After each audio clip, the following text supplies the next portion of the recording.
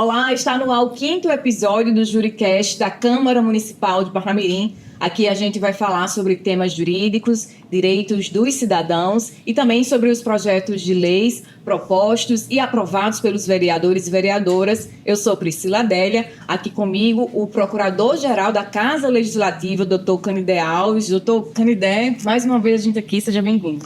Olá, Priscila, tudo jóia? Hoje recebendo o Dr. Fábio Sena, advogado, especialista em direito eleitoral, e hoje o tema vai ser direito eleitoral face à proximidade das eleições municipais, que já está aí batendo nas nossas portas, né?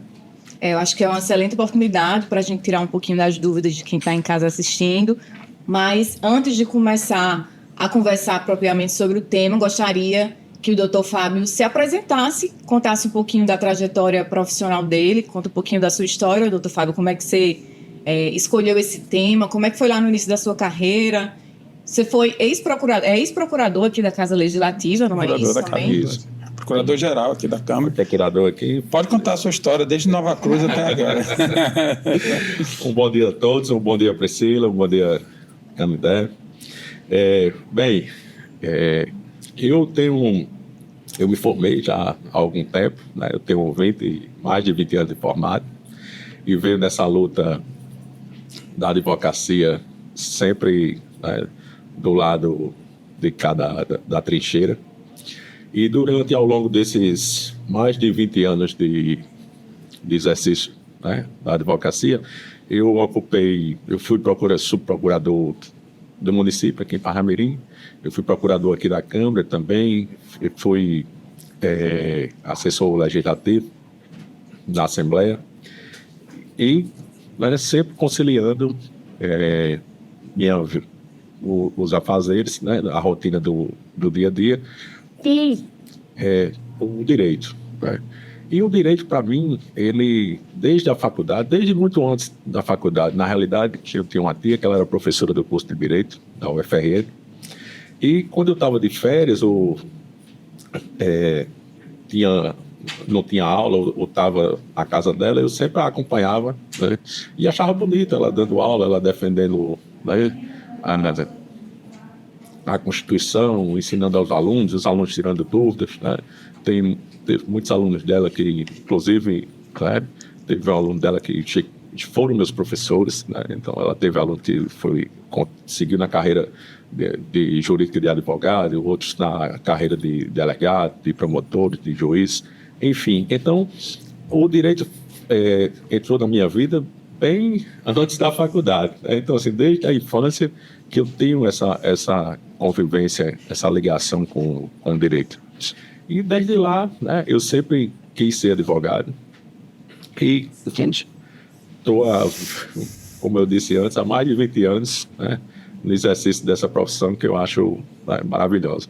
Você é especialista em direito eleitoral, mas também trabalha em outras áreas de direito. Isso. Na realidade, eu sou especialista em direito público, né? Eu fiz a especialização em direito público da UFRN. E dentro do direito público, eu me especializei em direito penal e processo penal e direito eleitoral, né? A especialização em direito eleitoral eu fiz na Escola Judiciária do TRE de Pernambuco, no estado aqui de Pernambuco. Em 2016. Eu fui, como a gente estava conversando antes de começar o programa, né? Eu venho participando de campanhas eleitorais desde que eu entrei praticamente na faculdade, né? A urna ainda era de papel? Como é? As cédulas eram de papel? Esses anos todos, eu cheguei a ver, né?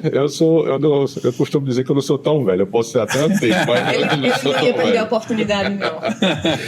Eu cheguei a ver a votação, né? Não cheguei a votar propriamente, mas eu cheguei a ver a votação. Só contar voto. Naquelas urnas de papel, né? Faziam aquelas filas enormes, as pessoas passavam o dia nas escolas, principalmente no interior, e no final da votação todas aquelas urnas eram reunidas muitas vezes naqueles estádios, né, de ginásio, e ficavam aquelas pessoas lá né, engalfiando, né, atrás de saber quem era o candidato que estava na frente do partido A, do partido B, do partido C. E, enfim, tem muitas histórias e muitos causos. Eu lembro do meu pai, curioso para saber qual era o resultado daquela escola. Aí o pessoal cantava o voto, né? Voto para fulano, voto para ciclano, voto para fulano, voto para ciclano. Aí ele ficou assim no pé do muro escutando. Aí eu cheguei, foi pedir alguma coisa? Peraí, menino, que eu tô contando. Senão perde a conta. Senão perde a conta. E a gente tem a totalização dos votos em minutos, em horas, né? Muito mais eficiente. Fábio, então, para quem está assistindo a gente, explica o que é o direito eleitoral, né? Qual o objetivo, a premissa dele. Muda muito, né? Está sempre se atualizando de acordo com a sociedade também, né? A gente passa por várias transformações, não podia ser diferente com o direito eleitoral, mas explica para a gente, então, o que é, qual o papel dele. Priscila, o direito eleitoral, assim como os outros ramos do direito, né, ele é mutável, né? Então, assim, a sociedade está em constante desenvolvimento e, com isso, o direito vai se atualizando. E o direito eleitoral, especificamente, né, ele sofre mais atualizações do que os demais, por essa necessidade, né, de que a cada 2 anos nós temos, né, uma eleição, seja ela, esse ano agora nós vamos ter as eleições municipais, né, e daqui em 2026 nós teremos as eleições presidenciais. E no ano anterior das eleições, né, nós sempre temos alguma alteração legislativa, né, respeitando aquele período da anuidade. O que é que isso quer dizer? Que uma lei que seja aprovada, né, alguma alteração que seja aprovada na legislação eleitoral, né, ela tem um prazo de 1 ano, né, ela tem que ter essa anterioridade de 1 ano para que ela possa vir a ser aplicada naquele pleito, né? E juntamente com essa legislação eleitoral, nós temos as resoluções, né, que o TSE, para toda eleição, ele edita uma resolução, agora foram editadas 14 resoluções, né? Então, assim, você tem a resolução de como vai se proceder a fiscalização, né, das urnas eletrônicas, da votação em si. Nós temos resolução para propaganda, resolução para pesquisa, né? Então, assim, nós temos resolução para o registro de candidatura, prestação de contas. Então, assim, é muito vasto, né? E o direito eleitoral, ele nasce, né, para regular esses interesses e esses conflitos, né, democráticos, né? E ele vem a ser, né, nós podemos dizer assim, ele vem a consolidar, né, o Estado democrático, porque nós temos com as eleições, né, de 4 em 4 anos, nós temos as possibilidades de mudar a cadeira, né, quer seja da prefeitura, do executivo municipal ou as cadeiras do legislativo, bem como, né, as cadeiras da Câmara dos Deputados, do Senado e da Presidência da República. Então você vê que isso é muito salutar, isso é saudável, né, para a sociedade, né, ter essa rotatividade, de ter essa possibilidade de podermos, né, escolher nossos representantes. A gente tem... As eleições acontecem sempre no primeiro domingo do mês de outubro, né? Esse ano, 2024, vai cair no dia 6, que é a véspera do meu aniversário. Eu sou da dia 7. A gente vai eleger prefeito, vice-prefeito, vereadores. Isso. No Rio Grande do Norte são 167 municípios, né? Então, muita gente vai às urnas no dia 6, no primeiro turno. Por que é importante para o cidadão ir votar e o que acontece se ele não for? Bem, a importância do voto, como eu disse anteriormente, é justamente, né, oxigenar, indicar o seu representante, aquela pessoa com quem você tem um ideal parecido, ou aquela pessoa que você acha que lhe representa, que você tem a certeza que ela vai fazer um bom trabalho, quer seja na cadeira do executivo, como prefeito ou prefeita, quer seja como vereador, né, fazendo as leis que o seu município vai precisar, né? Então, assim, é muito importante que todos os cidadãos votem, porque é a partir do voto, é a partir desse exercício democrático, né? Esse direito assegurado constitucionalmente, né? A Constituição, ela prevê, né, toda essa organização Não é à política toa que ela disse que o partidária. poder emana do O povo. poder emana do povo. E o parlamento é a cara do povo. E o parlamento é a cara do povo. Então, a democracia é o governo, né, do povo e para o povo. Então, para que você tenha esse governo, para que o povo tenha o seu governo, a sua cara, como disse agora o Dr. Canindé, ele precisa ir às urnas no dia 6, votar e escolher aquele seu representante, para que a democracia sempre, né, floresça e nunca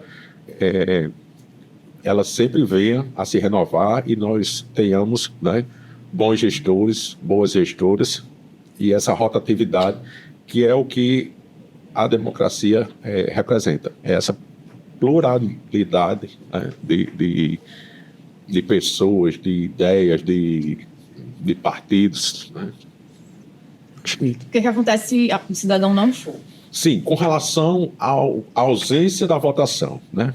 Naquelas cidades onde tem primeiro e segundo turno, se o cidadão ele deixar de votar no primeiro turno, se ele votar no segundo, ele supre, né, aquela ausência da primeira votação.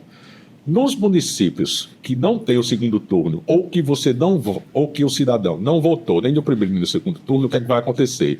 Esse cidadão ele vai ficar com pendências no seu cadastro eleitoral. Então, se ele se dirigir ao cartório eleitoral ou pelo próprio site do TSE ou do TRE for tirar uma certidão de quitação eleitoral, ele não vai conseguir tirar essa certidão de quitação eleitoral porque vai ter uma pendência, né? Isso vai gerar uma multa. Era R$ 3,75. Mas o fato não é só gerar essa multa e ele ficar com esse impedimento. Aqueles que pretendem fazer concurso público, né, não vão poder fazer concurso público.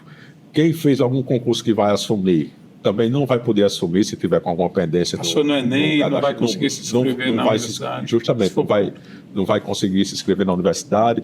Quem pretende fazer algum tipo de empréstimo junto a instituições públicas, né, financiamento, um agronegócio, alguma linha de crédito, né, nos bancos oficiais também não vai conseguir fazer esse tipo de operação financeira porque está pendente com a justiça eleitoral. Então você veja, né, permeia, né, todas as fases da nossa vida, a importância, né, de você votar.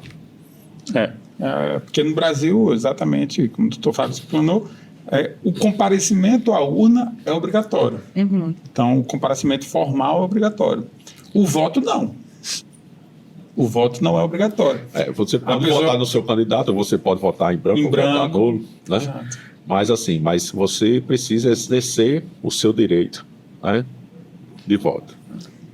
Doutor Fábio, o senhor, enquanto estudioso do direito eleitoral, a gente pode dizer que as pessoas estão indo menos ou mais às urnas? Existe essa análise?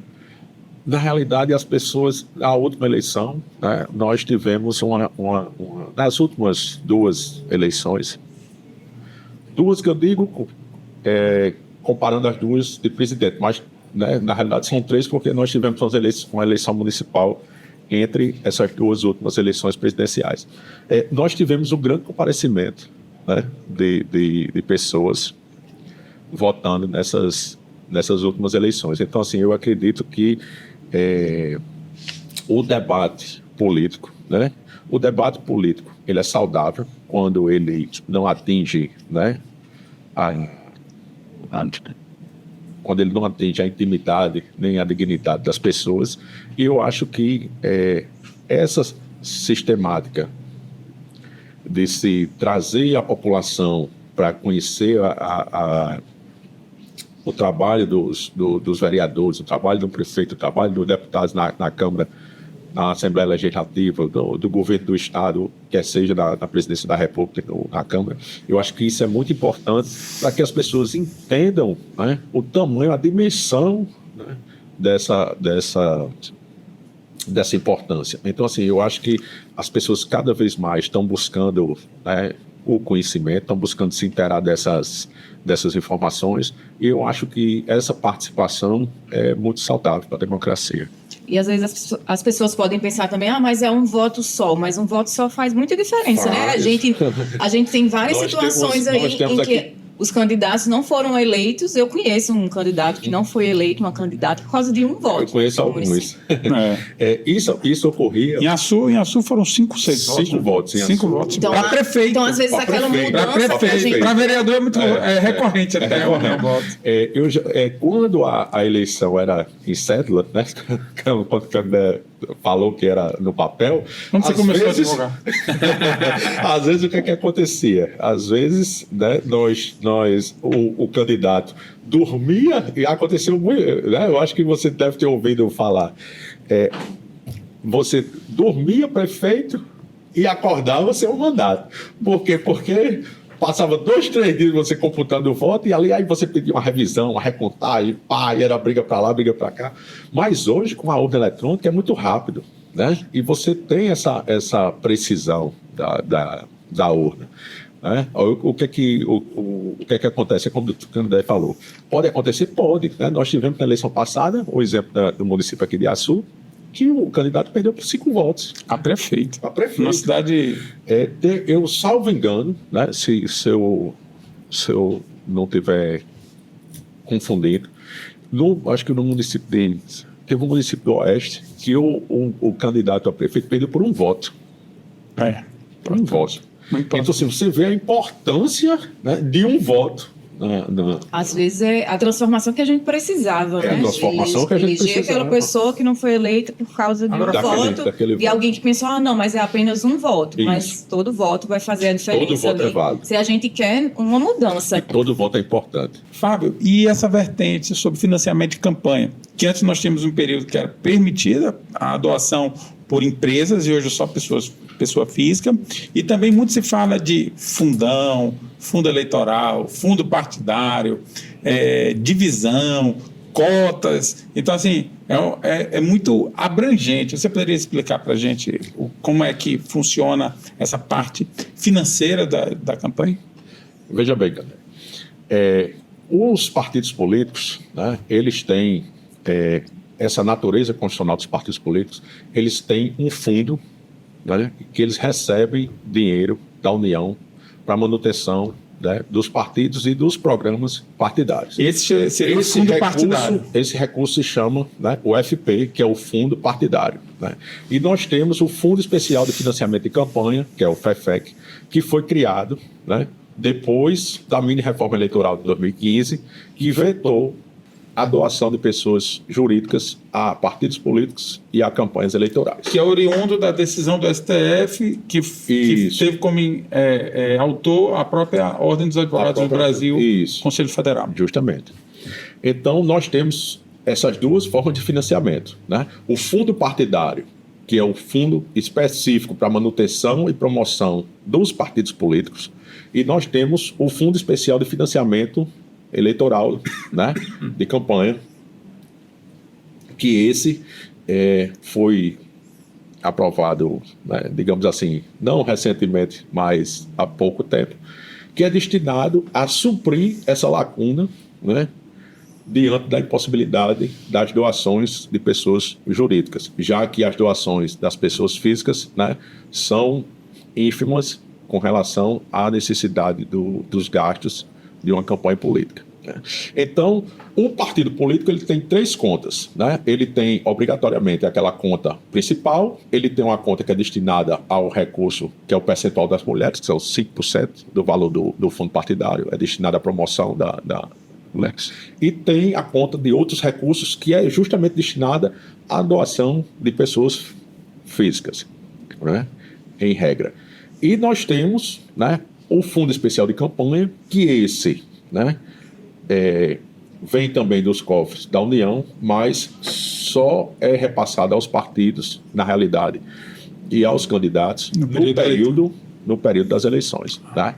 Então, assim, o fundo ele é definido, né, o percentual do fundo é definido pela bancada, pela quantidade de deputados federais que o os partidos têm, e justamente como o tempo de TV, né, que cada partido tem aquele seu tempo de inserções da propaganda partidária e também atrelada à questão da bancada federal, né, é isso que vai definir o quanto o partido vai receber do fundo especial de campanha e também define o quanto do fundo partidário cada partido vai receber. Então, assim, a composição da bancada federal daquela legenda, naquele estado, é o que vai determinar o percentual de recebimento do recurso. Isso, bacana. Seguindo aqui com a nossa conversa, então, quer continuar nesse tema de financiamento, Sim, valores? E a questão de divisão. Existe divisão para cota mínima de divisão de mulheres, por cota racial.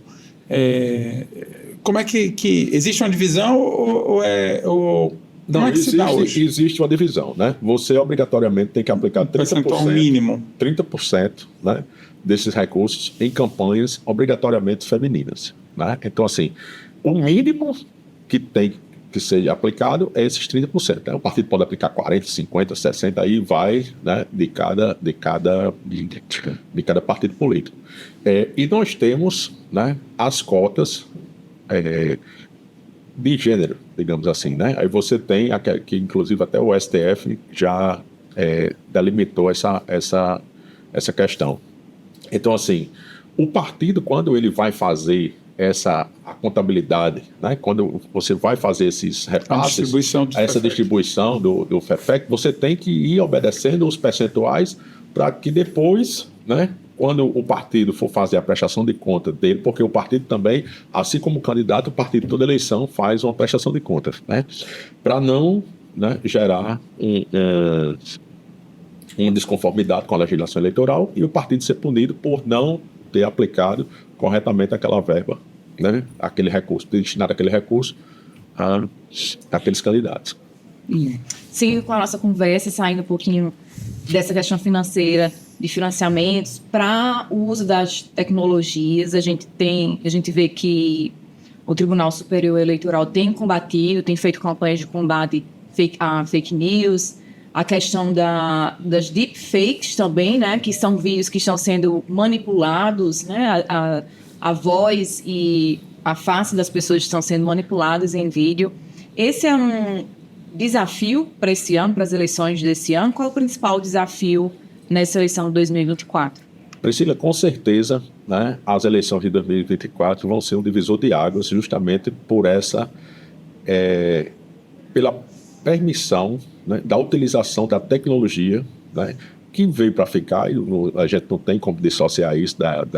A gente vê muito isso com relação à propaganda, quando você introduziu o WhatsApp, quando você introduz o Facebook, o Instagram, né, nas campanhas. As campanhas diminuíram aquele ritmo de você ver aquela quantidade de papel na rua, de cartazes, de panfletos, né, e você vê mais informação na mídia, né, da mídia que eu digo online, né? E sim, o TSE editou uma resolução, né, justamente para regulamentar essa questão da aplicação da inteligência artificial, né, nas campanhas e nas eleições propriamente ditas.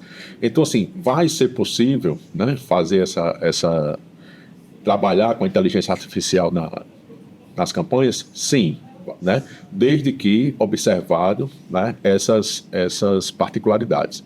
Quais são elas? A legislação eleitoral, né, a lei 9.504 e as resoluções anteriores, elas já definiam que é proibido, né, o candidato se utilizar de montagem, trucagem, né? Então, e a inteligência artificial, de certa forma, ela vem replicar isso de uma forma mais rápida, mais abrangente, né, e de uma velocidade que a gente, né, que a gente não tem como controlar, né? Porque uma coisa é você tem passou uma vinheta, né? Vamos supor, passou uma vinheta num programa partidário que o candidato acusa o outro, né, de um fato que todo mundo sabe que é inverídico. Então, aquele candidato vai ter um direito de resposta, né, que ele, no dia seguinte ele vai poder ter apresentar essa resposta, né, se assim requerer a Justiça Eleitoral.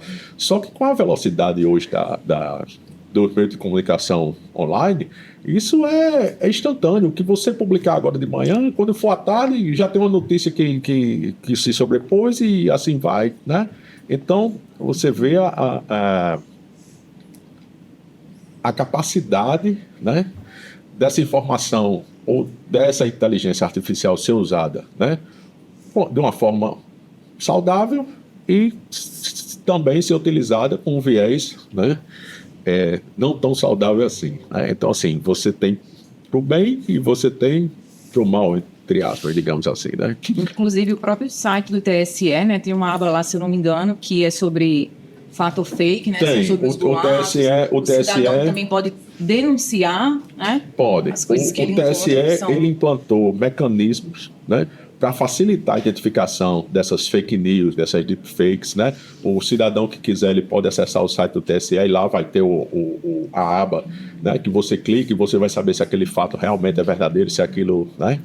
E outro ponto bastante importante é que o TSE, ele vai monitorar isso, né? Então, assim, ele tem ferramentas para monitorar essa utilização, assim como a questão dos compartilhamentos, né?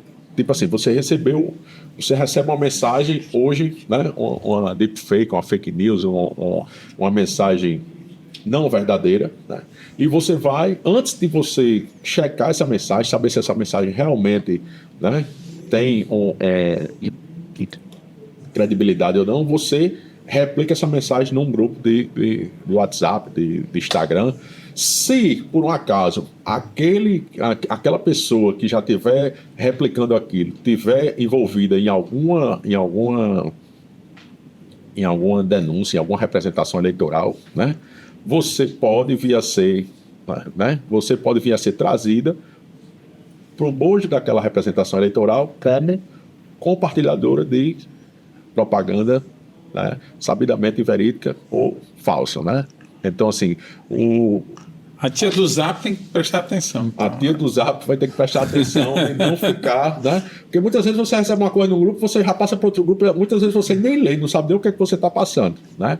Então, as pessoas que têm isso por hábito, né, elas tenham um cuidado maior, uma atenção maior, porque essas eleições, né, elas prometem ser, assim, bem diferente das que nós tivemos até agora. Mas é bem interessante que você destacou, Fábio, que que a inteligência artificial não é proibida. Não, né? é proibida. Ela é permitida, desde que seja apresentada de forma transparente ao eleitor. Isso. Seja através de chatbots, seja através mesmo de criação de mídia, de propaganda com transparência. E quem está conversando aqui não é o candidato, é um chatbot de inteligência artificial. Né? Deixar claro. Deixar claro. Muitas vezes o que acontece? Você acessa um Instagram ou um WhatsApp de um candidato. Né? Aí você começa, a conversa com... Né? Oi, olá, bom dia. Oi, aqui é fulano. Só que ali o candidato vai ter que dizer para a pessoa que não é ele que está respondendo. Isso. Né? Porque a partir do momento que ele não disser que é ele que é a inteligência artificial que está conversando com você e se passando por ele, entre aspas, se você não tiver esse conhecimento, né, o candidato vai estar incorrendo numa infração. Porque imagine que hoje existe já a inteligência artificial, isso é fácil, hoje não é difícil, que ele consegue responder na sua voz. Ele consegue mandar áudios em WhatsApp, por exemplo, de forma contextualizada à conversa e com sua voz, através de um treinamento da máquina. Então é um negócio assim impressionante. Os algoritmos vão, né, eles vão pescando isso aí e vão construindo uma conotação. E a evolução da inteligência artificial, principalmente a generativa, que é ChatGPT, Gemini do Google, por exemplo, elas estão galopando Isso. em velocidade, em melhorias. Você veja que há pouco tempo nós tínhamos o 3.5 do ChatGPT, foi lançado o 4, que a gente achou, pô, que massa, aí já está o 4.0, daqui a pouco vai vir o 5, pronto. A gente não sabe qual é o limite, não sabemos mais qual é o limite. Você vai ficar naquele limite da realidade e do virtual, né? Exatamente. Então, resumindo, o TSE foi muito focado no princípio da transparência. Ser transparente com o eleitor e na sua propaganda. Né? Perfeito. Fábio, diferença entre coligação partidária e federação partidária, né? Que é uma novidade desse ano, que é a questão da participação das federações partidárias. O que é que isso significa? As federações partidárias, né?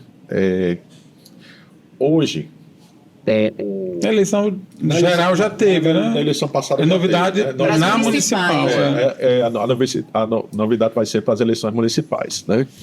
Então, o que é que acontece? Aqueles partidos, né, que queiram se coligar, eles vão conseguir se coligar na proporcional, né? Eles não vão conseguir se coligar na majoritária como antigamente se fazia. O que é que mudou, né? Hoje você tem uma federação, né? A federação dos partidos, aqueles partidos que estão federados, eles vão ter que permanecer federados durante toda a legislatura para o qual eles foram eleitos. Então, assim, se você tem um partido A, um partido B, um partido C, que resolveram fundar uma federação, né, cada partido desse é independente, né, dentro da federação. Mas eles, compondo a partir do momento que eles compõem essa federação, né, todos os candidatos que foram eleitos nessa federação, eles têm que caminhar juntos. A partir do momento que essa federação ela se dissolve, né, esses candidatos vão ser penalizados. Qual a diferença principal entre a coligação... Pode, inclusive, perder o mandato? Pode, inclusive, chegar a perder o mandato. Então, qual é a principal diferença entre a federação e as coligações? As coligações, elas eram feitas somente para a eleição, para aquele momento. Passou a eleição, ela se dissolveu, né? Cada um seguiu a sua vida. Cada um seguiu a sua. Já na federação, não, né? Você tem que ter uma ata registrada num cartório, né, de títulos e documentos, tem toda uma estrutura orgânica, né? É como se fosse um partido, os partidos menores se juntam para formar aquele partido maior, né? Então a federação seria essa a principal diferença entre as coligações e as federações. Nós estamos em... Não, pode falar. Nós estamos em maio, as eleições acontecem em outubro, né? Tá bem pertinho. Eu ia falar agora do calendário. Vou deixar você falar, fale aí. Não, pode continuar. Não, era uma pergunta breve, talvez o calendário ele possa detalhar melhor também, inclusive, né? Para o vereador, o que é que muda em ano de eleição a partir de agora, né? A gente está em maio, como é que está esse calendário do que pode, do que não pode ser feito daqui para frente? Eu ia perguntar quais são as principais datas naquela live. Dia 6 de outubro, hoje, a eleição esse ano? Dia 6 de outubro. Então, véspera do meu aniversário. Então vai ter bolo segundo aqui. As principais datas do calendário eleitoral hoje, né? Assim, seria a partir do dia 5 de julho, né? Inicia-se aquele período das condutas vedadas, que é quando, né, os vereadores, os gestores, o servidor público, tá? E o servidor público é toda aquela pessoa que, ainda que transitoriamente, ocupe algum cargo, seja ele em comissão, efetivo, né, fazendo parte da estrutura orgânica da administração. Essas pessoas, elas têm que obedecer algumas regras, né, para não estarem incidindo numa conduta vedada, que aí a gente não pode detalhar. Mas, como você perguntou a questão dos vereadores, então, assim, a partir do dia 5 de julho, né, que na realidade começa no dia 6 de julho, que são 3 meses antes da eleição, eles não vão mais poder participar de inaugurações, né?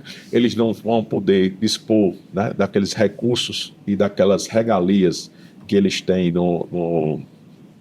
como prerrogativa de seus mandatos, né, para estarem fazendo ações sociais, né? Ele não é Eventos, né? eventos, não é que ele vá deixar de ser vereador, de estar ali, não. Mas ele vai ter que, a partir da lei, obedecer, né, algumas regras. Então, assim, nós temos agora, dia 6 de julho, né, que são 6 meses antes das eleições. Nós temos, a partir do dia 20 de julho, vai começar o período das convenções, que os partidos vão escolher aqueles candidatos, né, que desejam concorrer, que eles vão se apresentar, né, para que sejam escolhidos em votação aquele filiado que vai concorrer ao determinado cargo, até o dia 5 de agosto. Nós temos aí, de 5 de agosto até o dia 15 de agosto, o período do registro de candidatura, né?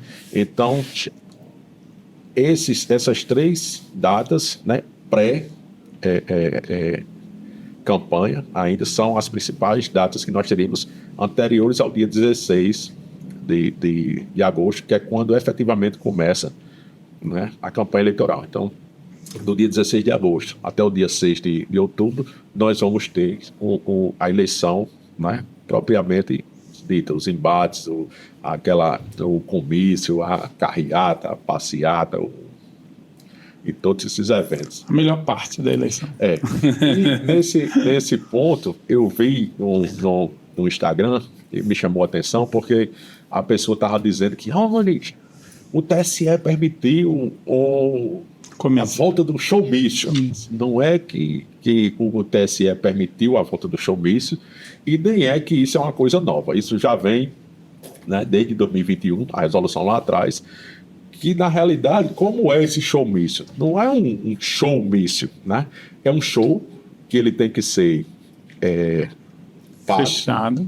Tem que ser num ambiente fechado, tem que ser pago.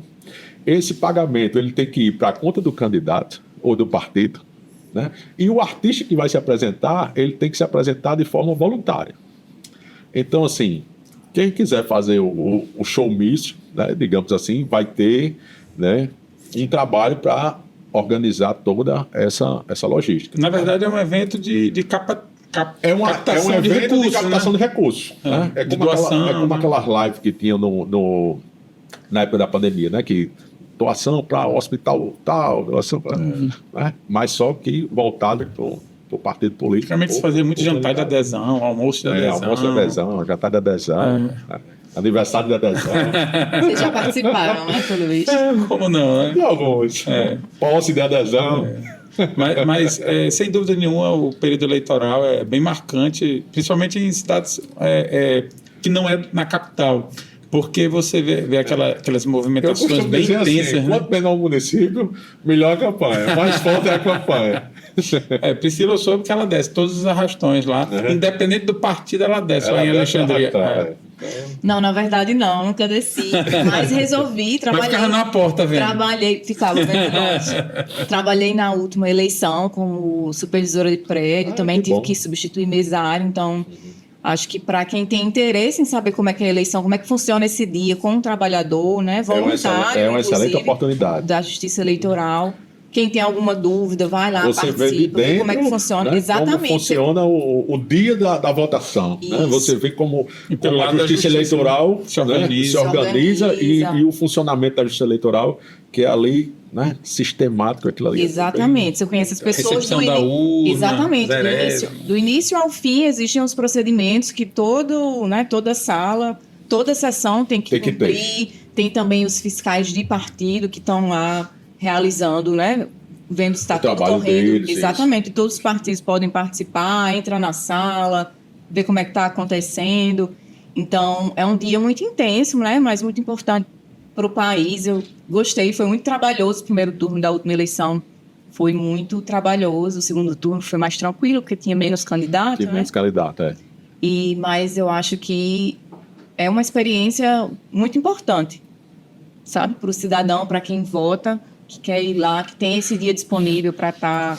Para quem quer realmente saber e conhecer como funciona, né, o dia da votação eleitoral e todas as suas nuances. Exatamente, é trabalhoso, mas você tem essa disposição... Mas é gratificante. Tem essa curiosidade também, tem essa disponibilidade de tempo, eu acho que que vale a pena, pretendo trabalhar, inclusive, nas eleições desse ano novamente. Bom, Fábio, nós estamos num período, então, que ainda não é eleitoral, mas sim pré-eleitoral. Pré-eleitoral. Às vezes eu tenho a sensação que esse período parece que as pessoas estão mais empolgadas. Parece que já começou, para alguns candidatos, parece que já começou as eleições de forma muito ostensiva, né? Isso, eu costumo dizer que justamente essa mudança, né, essa diminuição do período eleitoral de 90 dias, né, que nós tínhamos 3 meses de campanha, era uma beleza. Nós tínhamos 3 meses de campanha para 45 dias, isso fez florescer, né, o instituto, né, da pré-campanha, que na realidade é uma coisa meio anômala, né? E assim, parece que você começa o ano, começou o ano eleitoral, você já está em campanha, né? Então assim, a campanha já começou ali, e há hoje uma corrente que defende o seguinte, que a campanha na realidade ela nunca termina, né? Ela sempre vai se renovando, ela vai, né, em suas fases. Em suas fases, né? Pré-campanha parece que está bem animada. É bem agitada a pré-campanha. Já começa a fazer reunião, já começa... E o que pode e o que não pode? Qual é o limite da pré-campanha? Começa a fazer vídeos, né? Na realidade... E é muito interessante porque assim, a pessoa não pede voto diretamente, mas fala assim, eu sou pré-candidato a vereador, eu sou pré-candidato a prefeito, eu sou pré-candidato a vice-prefeito. Então, assim, é interessante porque só falta dizer assim, eu sou o candidato e ponto, né? Então, nesse período anterior ao período eleitoral, né, você não pode dizer que é candidato, né, e nem pode pedir voto. Agora, esse pedir voto, ela é uma linha muito tênue, né, porque nós tivemos agora uma alteração na resolução eleitoral, que ela lá no artigo, salvo engano agora, artigo 3º, parágrafo 2º, ela diz o seguinte, que a expressão de pedir voto, ela não se limita em dizer assim, vote em, né? Ela é bem abrangente, né? Eu fiz até eu compilei aqui alguns julgados do TSE recentes sobre essa questão, né? E tem assim, os termos que são bem interessantes, né? Por exemplo, que são as famosas palavras mágicas, né?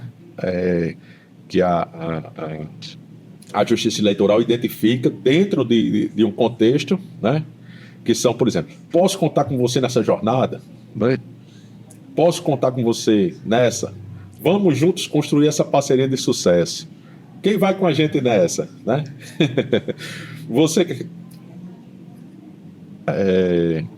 Eu preciso do engajamento e do voto maciço dessa reunião. Quer dizer, ainda tem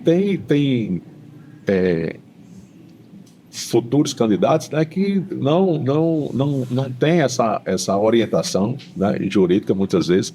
E, por exemplo, olha, venha ser o elo dessa corrente do bem. Né? Então, todas essas palavras eu identifiquei em alguns julgados do TSE que denotaram, né, pedido de voto. Então, assim, por mais que você não tenha o pedido expresso de vote em mim ou vote em, né, essa junção, né, de palavras, faz com que aquela pessoa possa ser penalizada, né, por uma propaganda eleitoral antecipada. Né? Então, assim, essa questão de pedir voto, ela remete à propaganda eleitoral antecipada, que a pessoa que está pedindo voto, ela pode vir a ser penalizada, né? Aí tem uma multa que varia de 5 a 25 mil e tem a reincidência que, né? Nós tivemos aí um exemplo público há alguns dias, né? Que no estado de São Paulo. No estado de São Paulo, mas aí ali foi uma jogada de marketing. Então, assim, existe essa, né? O jurídico diz, olha, se você fizer, você vai ser penalizado. A administração de riscos, né? Aí o marketing diz, não, mas aí vamos fazer aqui com a administração. Quanto é que será essa multa? É X. E qual vai ser o impacto disso? Né? Aí vai, puxa para lá e puxa para cá, o cara vai, vota em mim. Aí pronto, né? Aí vai pagar uma multa, mas talvez para ele tenha, que não era para ser assim, né? Mas infelizmente tem essas nuances. Nós estamos chegando ao final do JuriCast, Fábio, mas antes eu gostaria que você falasse um pouquinho. Parnamirim vai ter uma situação interessante, que a partir do próximo ano, nós temos hoje aqui na Câmara 18 vereadores, próximo ano nós teremos 21. Por que é que isso muda? Por que é que a Câmara vai ter mais 3 parlamentares? Priscila, o número de cadeiras da Câmara ela está diretamente ligada à proporção de habitantes que o município tem, né? Então, Parnamirim hoje, você vê, tem mais de 200 mil habitantes, né? Então, Parnamirim, e esse cálculo, a Constituição, ela prevê, né?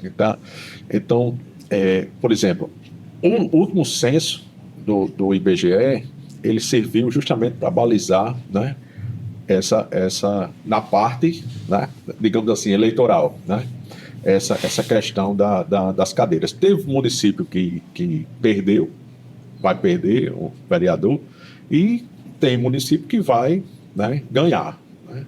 Aqui no estado nós temos alguns exemplos, por exemplo, como Extremóis, como Parnamirim, né, e temos outros como eu li eu acho que Caguaretama vai perder um vereador na bancada. Mossoró perde 1, 2. Por exemplo, Recife perdeu 2. Né? Então, você vê que como é importante essa questão do censo. Né? O ano passado eu dei uma palestra lá em Caruaru justamente sobre isso, sobre os impactos, né? Os impactos do censo nas cadeiras do Legislativo Municipal nas eleições desse ano. Então, é muito importante, né, tanto a população ter conhecimento disso, né, como também os vereadores, né, porque isso pode acirrar a disputa, né, isso pode levar à formação de grupos maiores ou menores.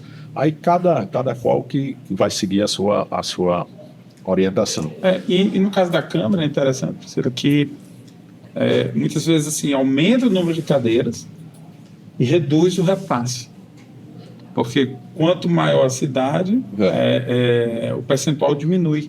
Porque imagina-se que a cidade está arrecadando muito, então, por ser uma cidade maior, então vai ter uma redução.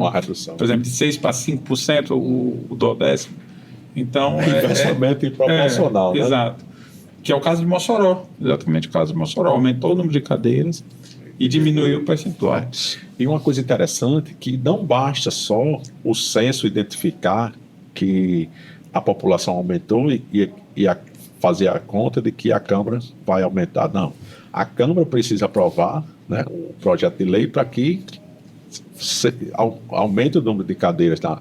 E esse projeto de lei tem que ser apresentado e tem que ser aprovado justamente naquele que eu lhe disse, num prazo, né, de 1 ano antes do pleito eleitoral, senão não vai poder ser utilizado para aquela eleição. Fábio, desde já agradecer a sua disponibilidade e generosidade de estar aqui conversando com a gente. Foi um prazer estar aqui no JuriCast com você e aprender um pouquinho mais sobre o direito eleitoral. Eu que agradeço a oportunidade, Priscila, a Canidé, de estar aqui com vocês, né, nesse bate-papo interessante e extremamente importante, né, tanto para as pessoas que estão nos ouvindo, os cidadãos, os eleitores, quanto também para os vereadores, né, e para aqueles que pretendem se candidatar às eleições desse ano. Né. Eu deixo aqui meu muito obrigado a todos, né, e uma satisfação enorme passar essa manhã aqui com vocês. A gente que agradece, né, Priscila? Teve uma aula aqui de direito eleitoral com um advogado que é experiente, que vem desde o voto de papel até hoje, né? Mas com certeza um advogado que é reconhecido na classe jurídica aqui do Estado do Rio Grande do Norte como uma das principais bancas de direito eleitoral, e é um prazer enorme, sem dúvida nenhuma, estar aqui na mesa do JuriCast, aqui da Câmara Municipal de Parnamirim. Agora, dia 29, né, eu vou estar participando a convite de Kalina Veloso.